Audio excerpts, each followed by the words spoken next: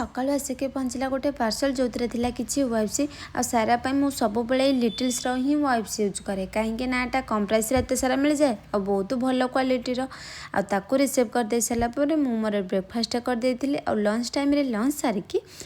दीदी आ मु आज बाहर पड़लु मो मामू घर को कहीं मो आईर देह खराब थिला बोली कॉल आसला से सारा और सुडलो को लेकिन आम बाहर बहुत दिन पर जाइथिबारु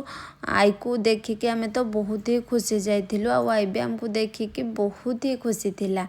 तो मु वीडियो किसी भी कर पार नथिले कहीं समय ही बहुत जल्दी बीती जाइथिला।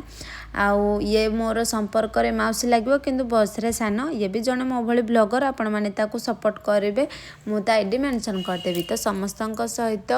देखा साक्षात गपसप कर सारा पर आम पलैलु मो मामू को दुकान को जहाँ को भी बंतला पूजा सामग्री राशन सामग्री दरकार तो निश्चिंत टाको विजिट करूँ चिंटू भाई पूजा भंडार और साइड रे राशन दुकान।